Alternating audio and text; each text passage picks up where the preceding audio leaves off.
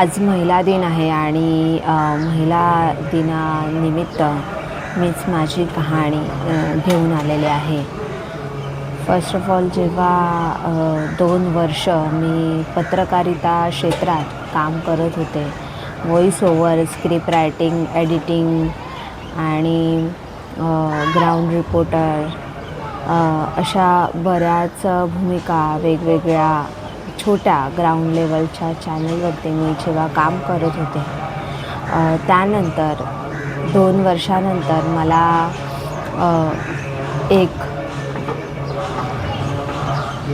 मी pregnant राहिले आणि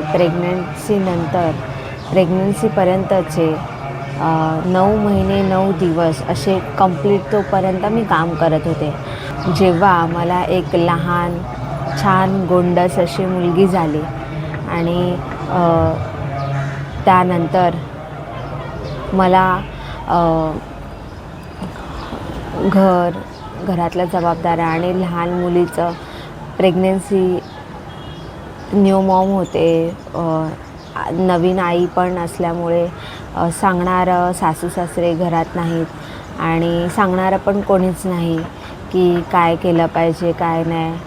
plus त्याच्यामध्ये स्टिचेस आणि त्याचं पेन, नवीन बाळाची काळजी, असं सगळंच संपूर्ण जग हे माझ्यासाठी पूर्णपणे टर्न ऑन झालं, पूर्ण बदलून गेलं.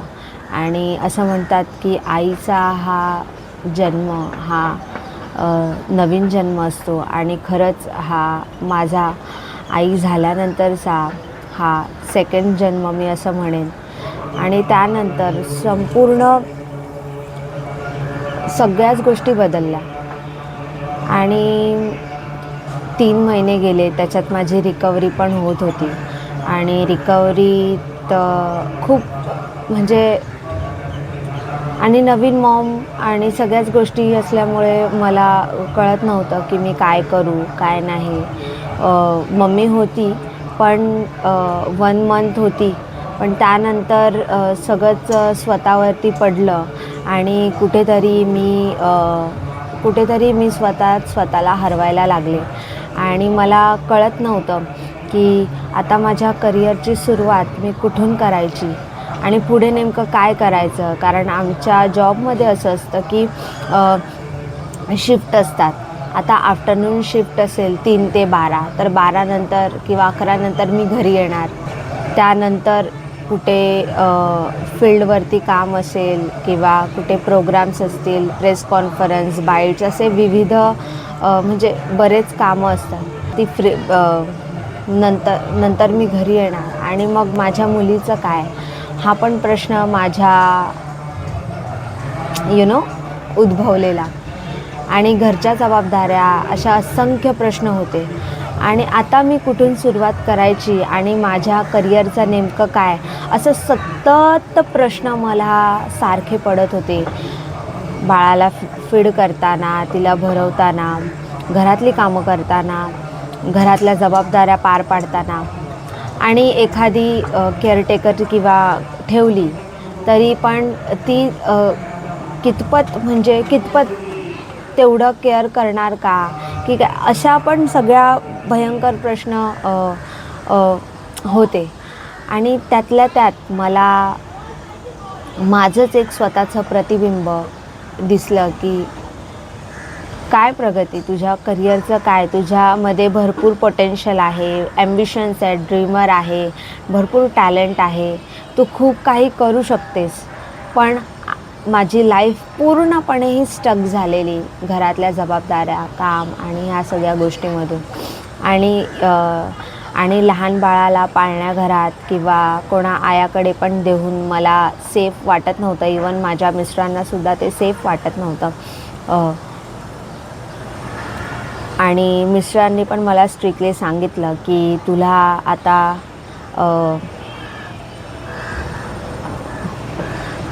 सध्या ती स्वतःच्या पायावर, म्हणजे एक थोडंफार बोलायला लागत नाही, जोपर्यंत तिला समजत नाही तोपर्यंत तुला जॉब करता नाही येणार.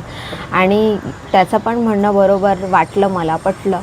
पण कुठेतरी ह्या सगळ्या, मग मी विचार केला की आता प्रगती खरंच रांधावाडा उष्टी काढा करेल का? खरंच ती फक्त घर, चूल, मूल आणि ह्या सगळ्या जबाबदाऱ्यामध्ये अडकून पडेल, की सिरियसली स्वतःच्या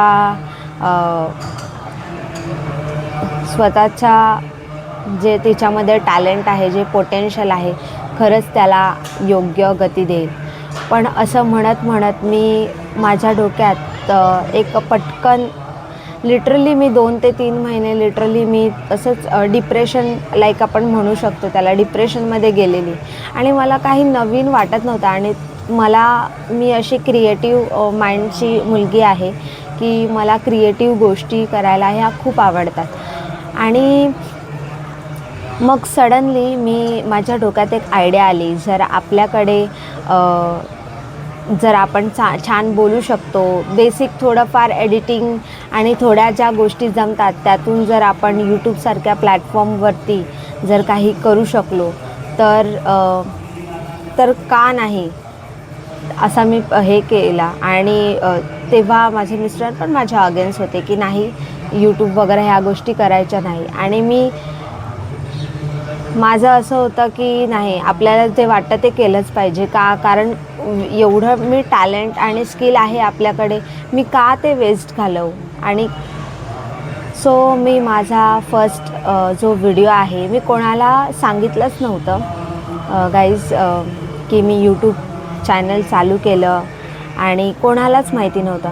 आणि जो माझा फर्स्ट व्हिडिओ आहे, आवळ्याचे फायदे, आणि हा म्हणजे जे माझ्या स्क्रिप्ट आहेत त्या मी कुठूनही माझ्या घेतलेल्या नाही आहे, त्या माझ्या स्वतःच्या स्क्रिप्ट, व्हिडिओ सगळ्याच हे माझं स्वतःचं आहे. सो माझा आवळ्याचे फायदे हा 7:02 मी अपलोड केलेला चॅनलवरती 4 डिसेंबर 2025ला. आणि कोणालाच माहिती नसल्यामुळे अननोन मला बघायचं होतं की सिरियसली माझा कॉन्टेंट आवडतो का लोकांना. तर मी अपलोड केला आणि त्याच व्हिडिओला 1 सबस्क्रायबर आला आणि लाईक पण आले. आणि त्यानंतर मी असंच 1 मंथ करत राहिले आणि जे काही असेल ते म्हणजे डेलीचे व्लॉग जे असेल ते सगळं असं पोस्ट अपलोड करतच आले. आणि त्यानंतर व्हिडिओजला चांगला प्रतिसाद आला. आणि मग 1 मंथ नंतर मी ते व्हॉट्सअपवरती शेअर केले जे माझे हे आहेत. कारण कसं आहे, व्हॉट्सअपवरती आपल्या जे कॉन्टॅक्ट सेव्ह आहेत, आपण ज्यांना ओळखतो त्यांनाच ते दिसणार. म्हणजे ते आपल्या फॅमिली मेंबर वगैरे अशा लोकांना ते दिसणार. आणि तुम्हाला तर माहिती आहे, आपले जेवढे बाहेरची लोकं जेवढी सपोर्ट करतात तेवढी फॅमिली पहिलं हसतात आणि हलक्यात घेतात, मजाक उडवतात असं. सो केलं मी शेअर केल्यानंतर आत्ता माझी 202 सबस्क्रायबरची फॅमिली आहे. आणि फर्स्ट ऑफ ऑल सांगायचा मुद्दा हा चॅनल कोणत्याही लाईक, शेअर, कॉमेंट, सबस्क्राईबसाठी नाही, तर माझी पर्सनल ग्रोथ म्हणजेच communication skill, personality development, geographical knowledge आणि रिसर्च अशा विविध गोष्टींसाठी. आणि मला माझी पर्सनल ग्रोथ कुठेतरी थांबवायची नव्हती, कारण हा 2 वर्षाचा गॅप हा खूप मोठा कालखंड आहे. आणि त्यामध्ये मला कुठेही माझी ग्रोथ थांबवायची नव्हती. म्हणून मी सोशल मीडिया हे प्लॅटफॉर्म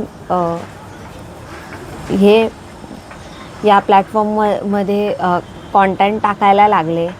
आणि सुरुवातीला माझा धारावीचं बालपणमध्ये मी माझं भाड्याचं घर वगैरे ह्या सगळ्या गोष्टी अपलोड केलेल्या त्या व्हिडिओमध्ये आहे. धारावीचं बालपण जर तुम्ही बघितला असेल तर तो व्हिडिओ बघून भरपूर लोकांच्या माइंडमध्ये अशा गोष्टी चालू झाल्या की लाईक म्हणजे हिने ज्या मुलाशी लग्न केलं तो मुलगा म्हणजेच पैसेवाला किंवा चांगल्या जॉबला, चांगली प्रॉपर्टी म्हणून लग्न केलं असं असेल. म्हणजे तुम्ही बघू शकता तेव्हाचं घर आणि आत्ताचं घर हे कम्प्लिटली डिफरंट आहे. तेव्हाचं चाळीतलं भाड्याचं झोपडपट्टीमधलं आणि आत्ताचं तुम्हाला तर डिफरन्स समजत असेल. सो बट गाईज असं काहीच नाही आहे. मला माहिती पण नव्हतं माझे जे मिस्टर आहेत त्यांचं असं घर वगैरे असं तसं मला माहिती नव्हतं. आणि काय सांगताय, माझ्यामध्ये काय कमी ताकद आहे? मी स्वतःचं घर स्वतःचं नाही उभं करू शकत का? मध्येच शुरभी उठली आणि मला तिला मांडीवर झोपवूनच आता मी बोलते तुमच्याशी. सो तर मी काय म्हणत होते की मी काही घेऊ नाही का शकत? घेऊ शकते. माझ्यात तेवढी ताकद आहे, हिंमत आहे आणि जिद्द आहे. माझ्याकडे सगळ्या गोष्टी आहेत. सो पैसा काय, पैसा आपण ग्रो झालो की पैसा ऑटोमॅटिकली येतोच. आणि लहानपणापासूनच एकच उद्दिष्ट आणि एकच मोटिव होतं माझं की मला बाप कमाई पण नको आणि नवरा कमाई पण नको. मला आप कमाई पाहिजे आहे. जे माझं असेल, जे मी माझ्या मेहनतीवरती आणि माझ्या हिमतीवरती जे पण काही मी निर्माण करेल, त्यामुळे ज्या लोकांना असा गैरसमज आहे की मी पैशासाठी किंवा चांगल्या जॉबला पोस्टला बघून लग्न केलं असेल मुलाशी, सो तुमचा हा गोड गैरसमज आहे. सो असं काहीच नाही आहे. इवन लग्नाच्या आधीसुद्धा जेव्हा लग्न ठरवलं तेव्हा त्यानंतर मी घर वगैरे सगळं बघितलं. लग्न आधी ठरलेलं, आमच्या दोघांचं जे काही म्युच्युअल अंडरस्टँडिंग आहे ते आधी ठरलेलं आणि त्यानंतर मी घर वगैरे ह्या सगळ्या गोष्टी बघितलेल्या. आणि ऑफकोर्स मी मुलगा कसा आहे आणि काय ह्याच गोष्टी आणि निर्व्यसन ह्याच गोष्टी बघितलेल्या. त्या पलीकडे हे घर, गाडी, पैसा, बंगला हे बघून जर मला तुम्ही दोन्ही साईडून तुलना करत असाल माझी, की आधीचं माझं बालपण आणि हे आणि घरात येऊन जर मला कमी लेखत असाल, तर तो तुमच्या विचारांचा, तुमचे विचार समजतात की किती खालच्या लेवलचे आहेत ते. सो आजचा हा महिला दिनानिमित्त मीच स्वतःला एक इन्स्पिरेशन म्हणून हा व्हिडिओ करायचा ठरवला. कारण प्रत्येक महिलेमध्ये एक स्वतःची अशी शक्ती असते, ताकद असते आणि प्रत्येकीमध्येच काही ना काहीतरी गुण असतं आणि प्रत्येकालाच करायची इच्छा असते. पण लोक काय म्हणतील किंवा कोण काय बोलेल, कॉमेंट करेल किंवा काय, ह्या सगळ्या गोष्टींमुळे ती स्वतःला प्रेझेंट करत नाही किंवा तिचे गुण असे दाबून ठेवते आणि स्पष्टपणे आपली मतं मांडत नाही. म्हणून आजच्या या महिला दिनानिमित्त मी हा व्हिडिओ केला की माझी छोटीशी एक कहाणी मला तुमच्यासोबत मांडायची होती. आणि येस, तुम्हा सर्वांना महिला दिनाच्या खूप खूप खूप साऱ्या शुभेच्छा.